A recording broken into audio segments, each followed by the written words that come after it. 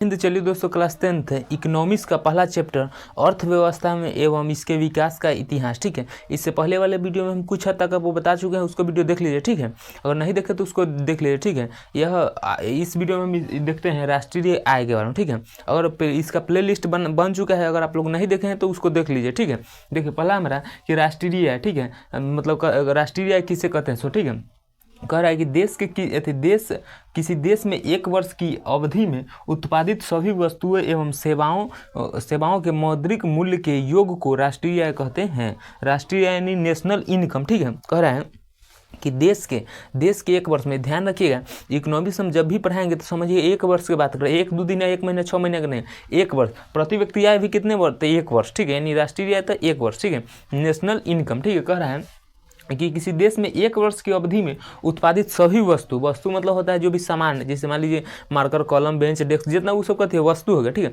और सेवा उसे कहते हैं जो मतलब जैसे मान लीजिए हम पढ़ा रहे हैं। ठीक है, तो ये हम कोनो मतलब पैसा के बदले आपको क्या दे रहे हैं? कुछ दे रहे हैं नहीं ना। एक माइंड में समझिए सेवा है। क्या है? सेवा है। डॉक्टर, मास्टर, ये सब क्या है? सेवा करता है।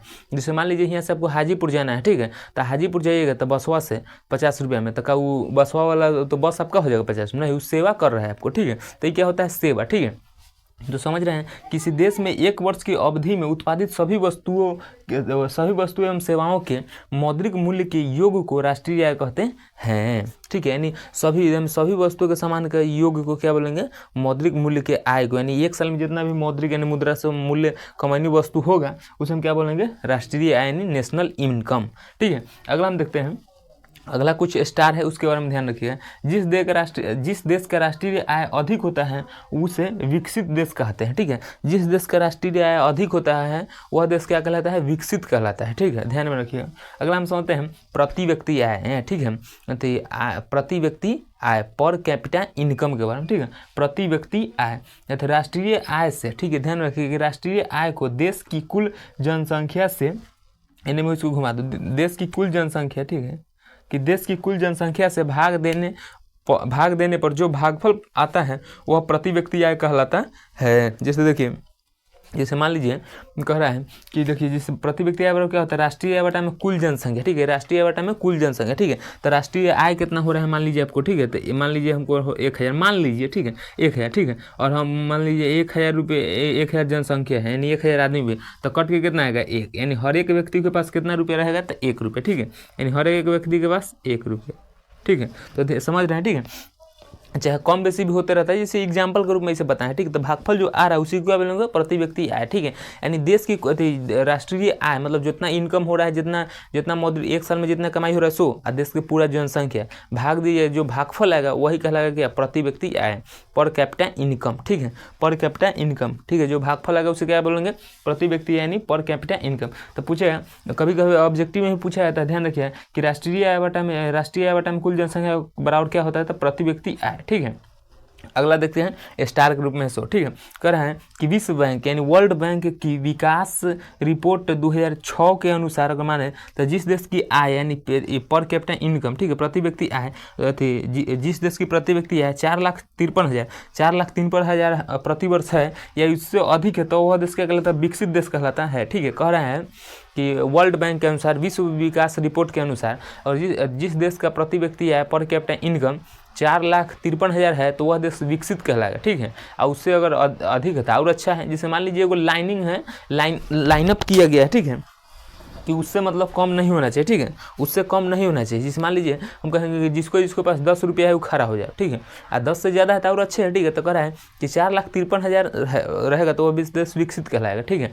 देखिए तो 4,53,000 रहेगा तो क्या देश? विकसित कहलाएगा। विश्व बैंक के अनुसार, रिपोर्ट के अनुसार 2006 के अनुसार जिस देश का PC यानी पर कैपिटा इनकम 4,53,000 प्रति वर्ष हो एक साल में, ठीक है, जिसे प्रति व्यक्ति इससे से अधिक हो तो वह देश क्या कहलाएगा? विकसित कहलाता है। ठीक है, अगला है विश्व बैंक, वर्ल्ड बैंक की विकास रिपोर्ट के अनुसार, ठीक है, विकास रिपोर्ट के अनुसार माना जाए तो PC यानी पर कैपिटा इनकम 37,000 रुपया अगर जिस देश का है तो वह देश क्या कहलाएगा?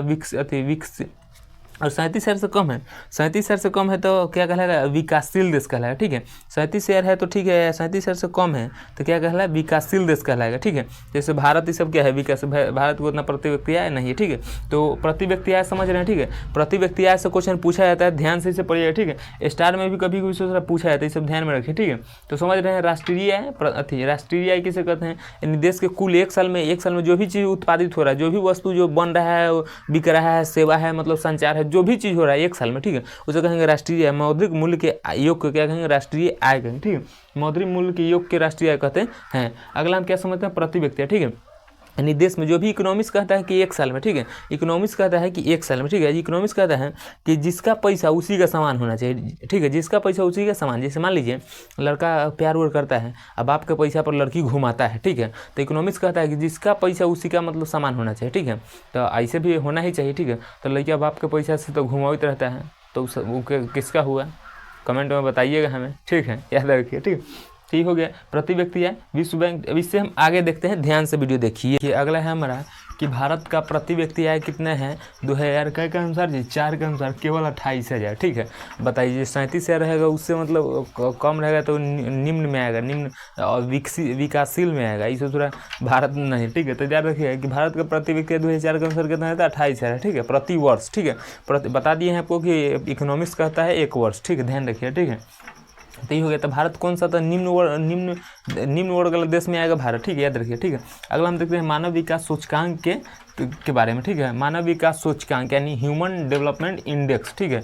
मानव विकास सूचकांक, ह्यूमन डेवलपमेंट इंडेक्स, ठीक है। यानी मानव विकास सूचकांक कितने हैं, तो 3 है। जीवन आशा है, जीवन आशा है, शिक्षा प्राप्ति है और जीवन स्तर है, ठीक है। यानी स्तर बाई स्तर ना कहते हैं, जीवन स्तर अच्छा नहीं कट रहा है, मतलब सूचकांक है, ठीक है। यानी कथी है तो जीवन आशा, शिक्षा प्राप्ति और जीवन स्तर, ठीक है, याद रखिए, ठीक है। अगला हम देखते हैं, अगला है हमारा मानव विकास सूचकांक, ठीक है। मानव विकास सूचकांक के बारे में जान लेते हैं, ठीक है, इसके बारे में। तो मानव विकास सूचकांक HDI यानी ह्यूमन डेवलपमेंट इंडेक्स संयुक्त राज्य अमेरिका UN ऐसे करके, ठीक है, UNDP से संयुक्त राष्ट्र विकास, ठीक है, के कार्यक्रम द्वारा जारी किया गया है, ठीक है। इस संस्था है, संगठन है, इसी के द्वारा जारी किया जाता है, ठीक है। अगला देखते हैं कि मानव विकास report HDR and human development index report Mahbub ul Haq के निर्देशन में तैयार किया जाता है, ठीक है। निर्देशन में तैयार किए जाने का मतलब कहते हैं कि हमारा निर्देशन, जैसे मान लीजिए कि हमारा PDF छप रहा है, ठीक है, तो हम तो रहेंगे तब ना हमारा PDF छपेगा, चाहे सही चाहे गलत रहे अथी रहे, ठीक है। तो हम उसको नोट्स में के रूप में लिख के दे देंगे, कहेंगे लो छाप दो, तो हमारा निर्देशन हो गया, हम उसका संचालक हो गए, ठीक है, याद रखिएगा, ठीक है। अगला देखते हैं कि मानव विकास सूचकांक की दर 0 से 1 के बीच होता है, ठीक है। जैसे 0 से 1 के बीच, जैसे कहे 0 इतना, ठीक है, यानी 0.697 ऐसे, ठीक है। जैसे ऐसे पूछा था 0.0 और 1 के बीच ही रहता है, ठीक है। तो आई होप कि प्रति व्यक्ति आय, मानव विकास सूचकांक, मानव विकास सूचकांक, इन सब के बारे में समझ रहे होंगे, ठीक है।